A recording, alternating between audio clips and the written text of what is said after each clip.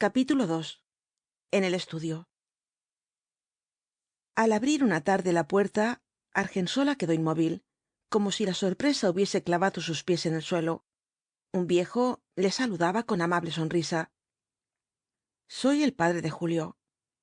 Y pasó adelante, con la seguridad de un hombre que conoce perfectamente el lugar donde se encuentra. Por fortuna, el pintor estaba solo, y no necesitó correr de un lado a otro, disimulando los vestigios de una grata compañía. Tardó algún tiempo en reponerse de su emoción. Había oído hablar tanto de don Marcelo y su mal carácter que le causó una gran inquietud verle aparecer inesperadamente en el estudio. ¿Qué deseaba el temible señor? Su tranquilidad fué renaciendo al examinarle con disimulo. Se había aviejado mucho desde el principio de la guerra. Ya no conservaba aquel gesto de tenacidad y mal humor que parecía repeler á las gentes.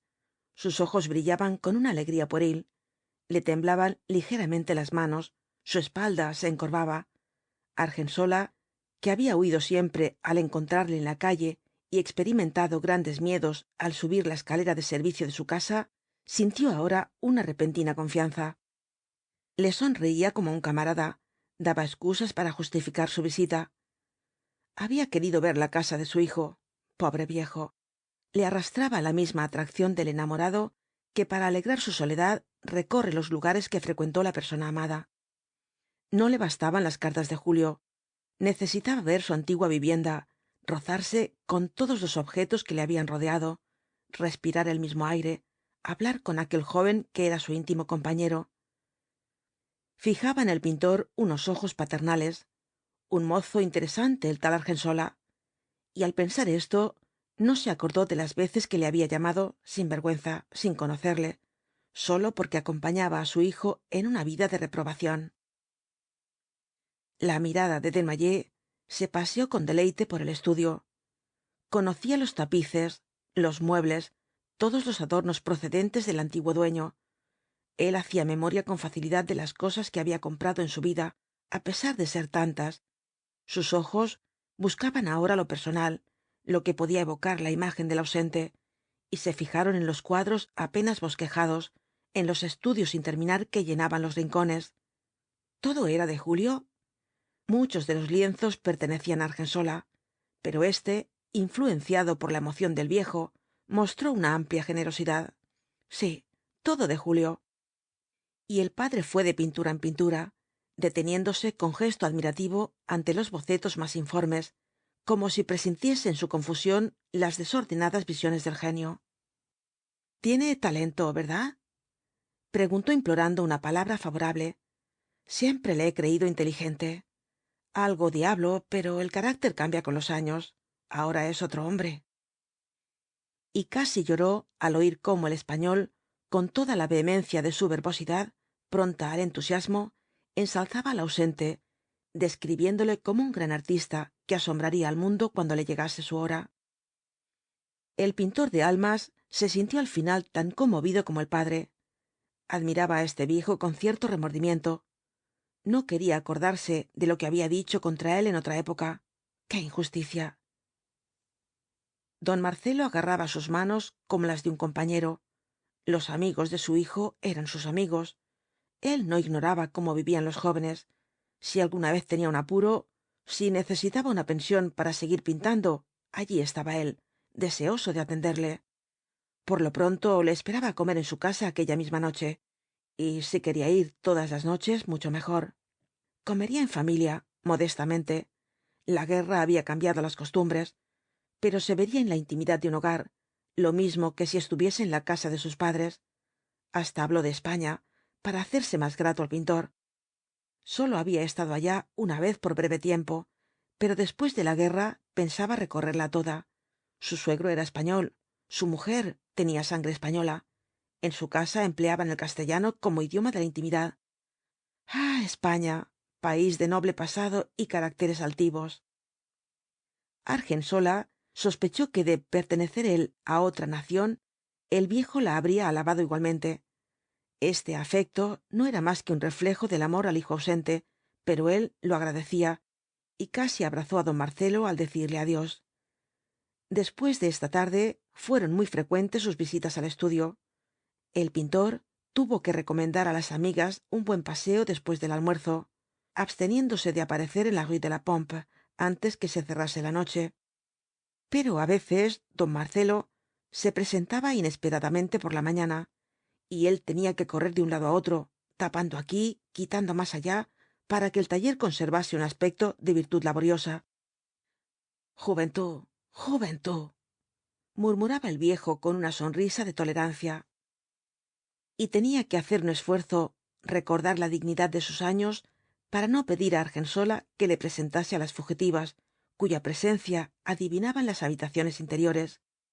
Habían sido tal vez amigas de su hijo, representaban una parte de su pasado, y esto le bastaba para suponer en ellas grandes cualidades que las hacían interesantes. Estas sorpresas, con sus correspondientes inquietudes, acabaron por conseguir que el pintor se lamentase un poco de su nueva amistad. Le molestaba además la invitación á comer que continuamente formulaba el viejo. Encontraba muy buena, pero demasiado aburrida, la mesa de los Desnoyers. El padre y la madre sólo hablaban del ausente. Chichi apenas prestaba atención al amigo de su hermano. Tenía el pensamiento fijo en la guerra. Le preocupaba el funcionamiento del correo, formulando protestas contra el gobierno cuando transcurrían varios días sin recibir carta del subteniente Lacour. Argensola se excusó con diversos pretextos de seguir comiendo en la avenida Víctor Hugo. Le placía más ir á los restaurantes baratos con su séquito femenino. El viejo aceptaba las negativas con un gesto de enamorado que se resigna. ¿Tampoco hoy? Y para compensarse de tales ausencias, iba al día siguiente al estudio con gran anticipación. Representaba para él un placer exquisito dejar que se deslizase el tiempo sentado en un diván que aún parecía guardar la huella del cuerpo de Julio, viendo aquellos lienzos cubiertos de colores por su pincel, acariciado por el calor de una estufa que roncaba dulcemente en un silencio profundo, conventual. Era un refugio agradable, lleno de recuerdos, en medio del París monótono y entristecido de la guerra, en el que no encontraba amigos, pues todos necesitaban pensar en las propias preocupaciones.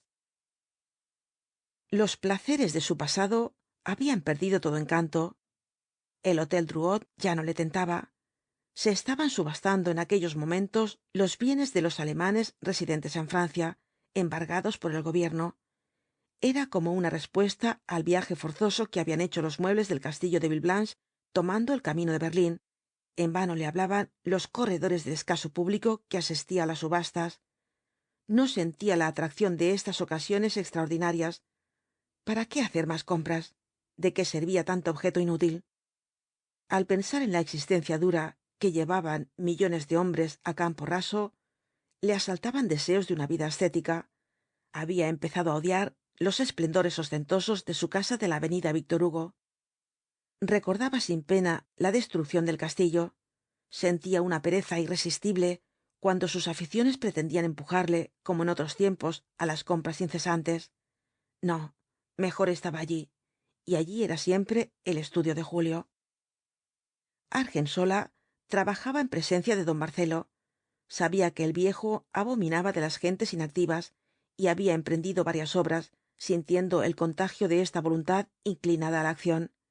Desnoyers seguía con interés los trazos del pincel y aceptaba todas las explicaciones del retratista de almas. Él era partidario de los antiguos. En sus compras sólo había adquirido obras de pintores muertos, pero le bastaba saber que Julio pensaba como su amigo, para admitir humildemente todas las teorías de éste.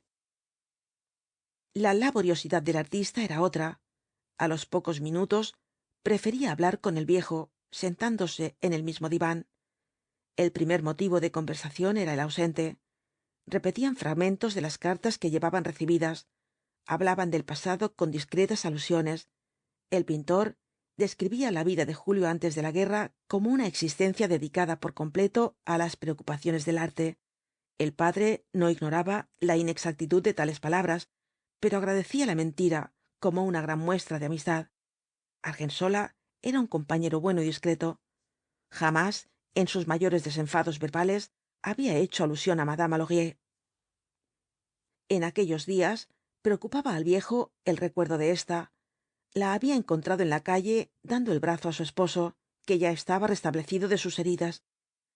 El ilustre Lacour contaba satisfecho la reconciliación del matrimonio. El ingeniero sólo había perdido un ojo. Ahora estaba al frente de su fábrica, requisada por el gobierno para la fabricación de obuses. Era capitán y ostentaba 2 condecoraciones.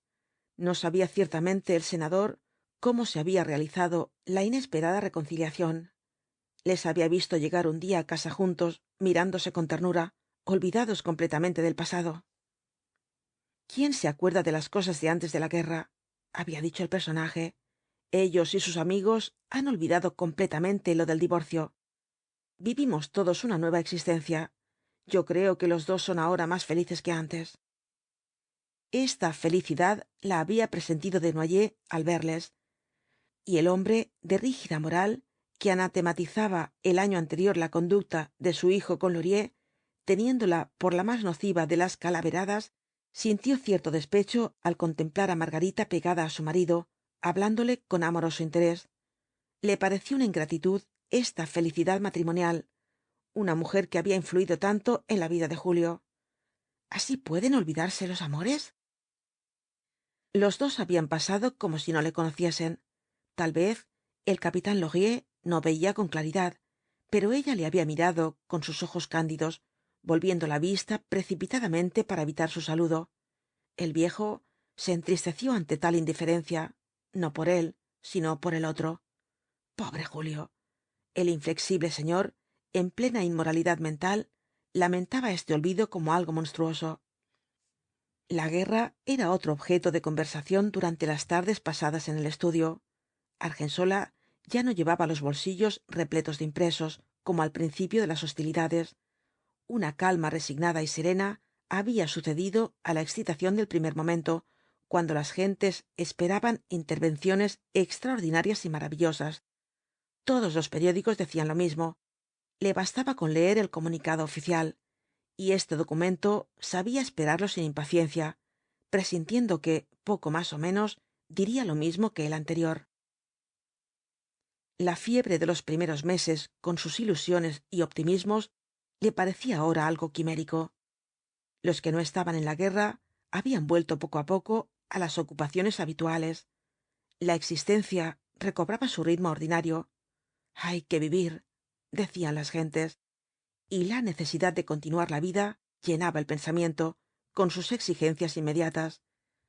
Los que tenían individuos amados en el ejército se acordaban de ellos, pero sus ocupaciones amortiguaban la violencia del recuerdo, acabando por aceptar la ausencia como algo que de extraordinario pasaba á ser normal. Al principio la guerra cortaba el sueño, hacía intragable la comida, amargaba el placer, dándole una palidez fúnebre. Todos hablaban de lo mismo. Ahora se abrían lentamente los teatros, circulaba el dinero, reían las gentes, hablaban de la gran calamidad, pero sólo á determinadas horas, como algo que iba á ser largo, muy largo, y exigía con su fatalismo inevitable una gran resignación. La humanidad se acostumbra fácilmente á la desgracia, decía Argensola. Siempre que la desgracia se alarga, esa es nuestra fuerza, por eso vivimos. Don Marcelo no aceptaba su resignación. La guerra iba á ser más corta de lo que se imaginaban todos. Su entusiasmo le fijaba un término inmediato. Dentro de 3 meses en la primavera próxima. Y si la paz no era en la primavera, sería en el verano. Un nuevo interlocutor tomó parte en sus conversaciones. Desnoyers conoció al vecino ruso del que le hablaba Argensola. También este personaje raro había tratado á su hijo, y esto bastó para que Tchernoff le inspirase gran interés. En tiempo normal lo habría mantenido á distancia. El millonario era partidario del orden, abominaba de los revolucionarios, con el miedo instintivo de todos los ricos que han creado su fortuna y recuerdan la modestia de su origen. El socialismo de Tchernoff y su nacionalidad habrían provocado forzosamente en su pensamiento una serie de imágenes horripilantes. Bombas, puñaladas, justas expiaciones en la horca, envíos á Siberia. No, no era un amigo recomendable. Pero ahora don Marcelo experimentaba un profundo trastorno en la apreciación de las ideas ajenas. Había visto tanto.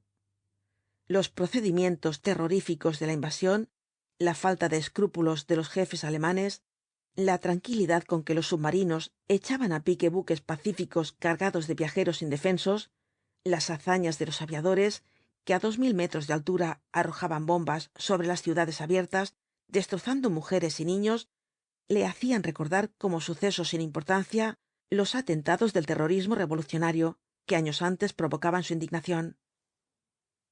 Y pensar, decía, que nos enfurecíamos como si el mundo fuese á deshacerse porque alguien arrojaba una bomba contra un personaje. Estos exaltados ofrecían para él una cualidad que atenuaba sus crímenes. Morían víctimas de sus propios actos o se entregaban sabiendo cuál iba á ser su castigo. Se sacrificaban sin buscar la salida. Rara vez se habían salvado valiéndose de las precauciones de la impunidad, mientras que los terroristas de la guerra. Con la violencia de su carácter imperioso, el viejo efectuaba una reversión absoluta de valores. Los verdaderos anarquistas están ahora en lo alto, decía con risa irónica. Todos los que nos asustaban antes eran unos infelices.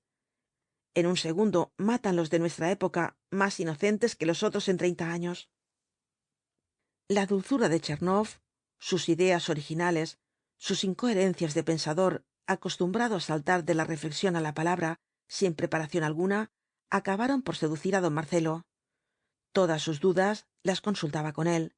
Su admiración le hacía pasar por alto la procedencia de ciertas botellas con que Argensola obsequiaba algunas veces á su vecino.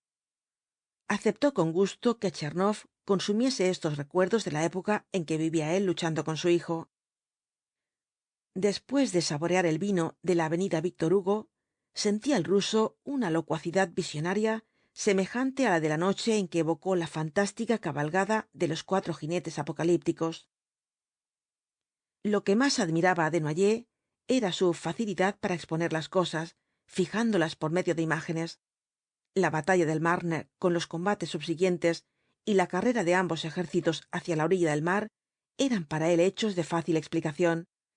Si los franceses no hubiesen estado fatigados después de su triunfo en el Marne. Pero las fuerzas humanas, continuaba Tchernoff, tienen un límite, y el francés, con todo su entusiasmo, es un hombre como los demás.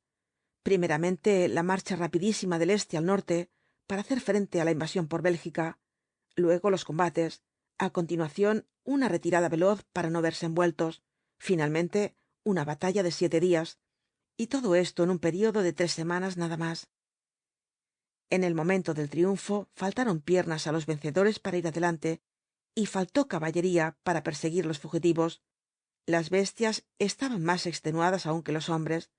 Al verse acosados con poca tenacidad, los que se retiraban, cayéndose de fatiga, se tendieron y excavaron la tierra, creándose un refugio. Los franceses también se acostaron, arañando el suelo para no perder lo recuperado.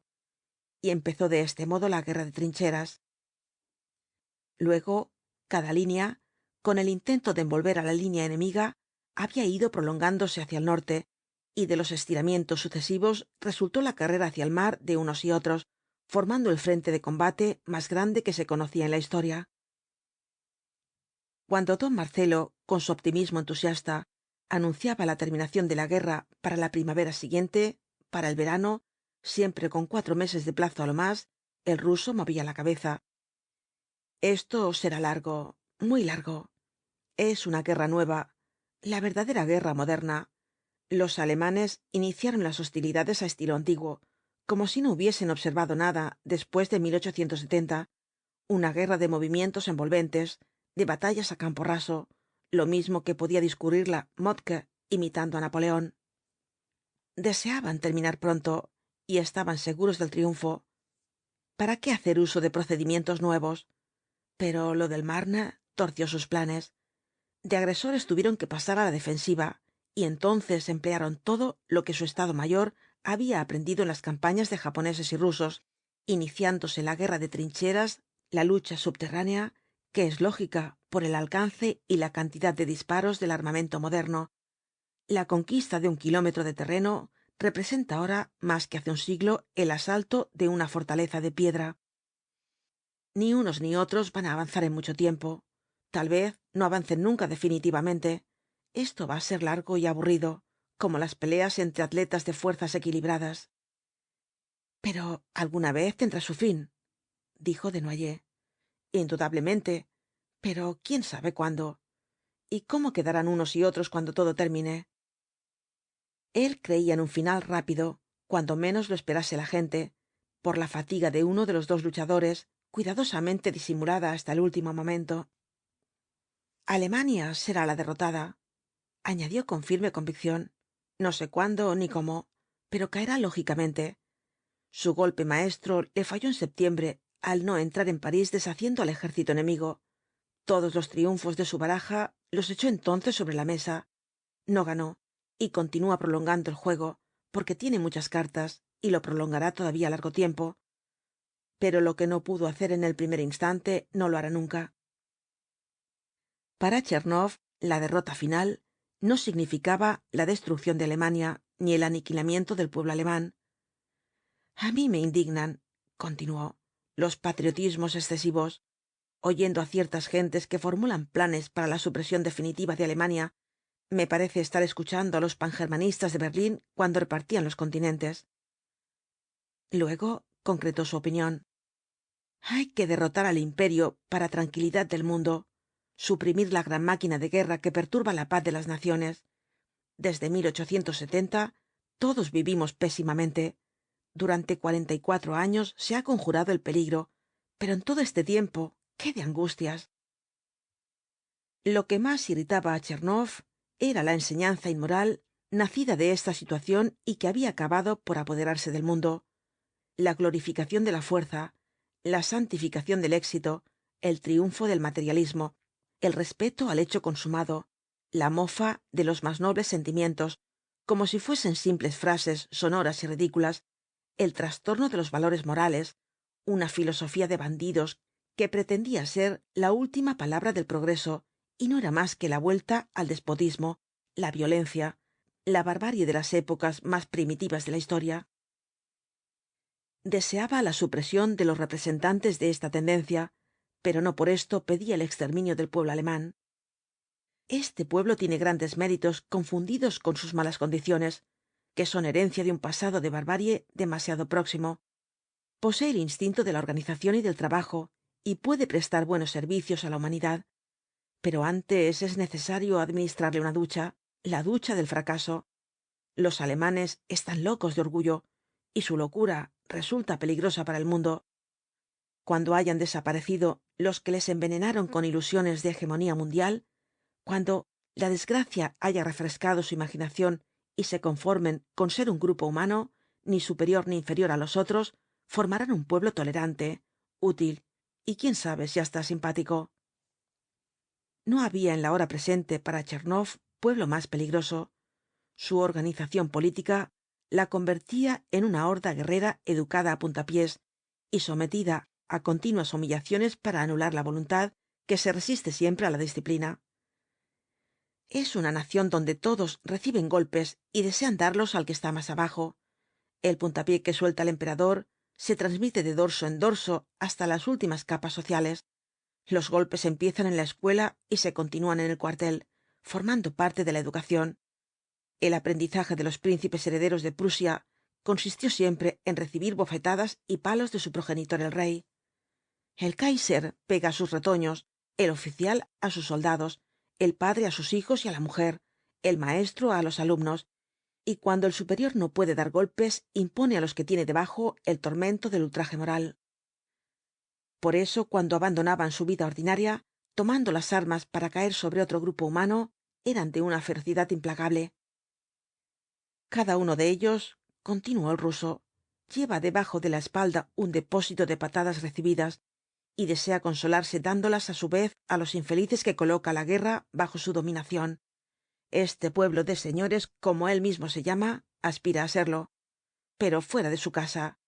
Dentro de ella es el que menos conoce la dignidad humana. Por eso siente con tanta vehemencia el deseo de esparcirse por el mundo, pasando de lacayo á patrón. Repentinamente, don Marcelo dejó de ir con frecuencia al estudio. Buscaba ahora á su amigo el senador. Una promesa de éste había trastornado su tranquila resignación. El personaje estaba triste desde que el heredero de las glorias de su familia se había ido á la guerra, rompiendo la red protectora de recomendaciones en que le había envuelto. Una noche, comiendo en casa de Desnoyers, apuntó una idea que hizo estremecer á éste. ¿No le gustaría ver á su hijo? El senador estaba gestionando una autorización del cuartel general para ir al frente. Necesitaba ver á René. Pertenecía al mismo cuerpo de ejército que Julio. Tal vez estaban en lugares algo lejanos, pero un automóvil puede dar muchos rodeos antes de llegar al término de su viaje. No necesitó decir más. Desnoyers sintió de pronto un deseo vehemente de ver á su hijo.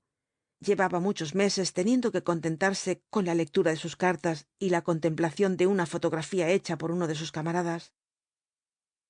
Desde entonces asedió á Lacour, como si fuese uno de sus electores deseoso de un empleo. Le visitaba por las mañanas en su casa, lo invitaba á comer todas las noches, iba á buscarle por las tardes en los salones de Luxemburgo. Antes de la primera palabra de saludo, sus ojos formulaban siempre la misma interrogación: ¿cuándo conseguiría el permiso? El grande hombre lamentaba la indiferencia de los militares con el elemento civil. Siempre habían sido enemigos del parlamentarismo. Además, Joffre se muestra intratable. No quiero curiosos. Mañana habré al presidente. Pocos días después llegó a la casa de la avenida Víctor Hugo con un gesto de satisfacción que llenó de alegría á don Marcelo. ¿Ya está? Ya está. Pasado mañana salimos. Desnoyers fué en la tarde siguiente al estudio de la Rue de la Pompe. Mañana me voy. El pintor deseó acompañarle. ¿No podría ir también como secretario del senador? Don Marcelo sonrió. La autorización servía únicamente para Lacour y un acompañante. Él era quien iba a figurar como secretario, ayuda de cámara o lo que fuese de su futuro consuegro. Al final de la tarde salió del estudio, acompañado hasta el ascensor por las lamentaciones de Argensola. No poder agregarse a la expedición. Creía haber perdido la oportunidad para pintar su obra maestra. Cerca de su casa encontró a Tchernoff. Don Marcelo estaba de buen humor. La seguridad de que iba a ver pronto a su hijo le comunicaba una alegría infantil. Casi abrazó al ruso, a pesar de su aspecto desastrado, sus barbas trágicas y su enorme sombrero, que hacían volver la cabeza á los transeúntes. Al final de la avenida destacaba su mole el Arco de Triunfo, sobre un cielo coloreado por la puesta del sol. Una nube roja flotaba en torno del monumento, reflejándose en su blancura con palpitaciones purpúreas. Desnoyers se acordó de los 4 jinetes y todo lo demás que le había contado Argensola antes de presentarle al ruso. Sangre, añadió alegremente. Todo el cielo parece de sangre. Es la bestia apocalíptica que ha recibido el golpe de gracia. Pronto la veremos morir. Tchernoff sonrió igualmente, pero su sonrisa fué melancólica. No, la bestia no muere. Es la eterna compañera de los hombres. Se oculta, chorreando sangre, 40 años, 60, un siglo, pero reaparece. Todo lo que podemos desear es que su herida se alarga, que se esconda por mucho tiempo y no la vean nunca las generaciones que guardarán todavía nuestro recuerdo. Fin de la sección 19.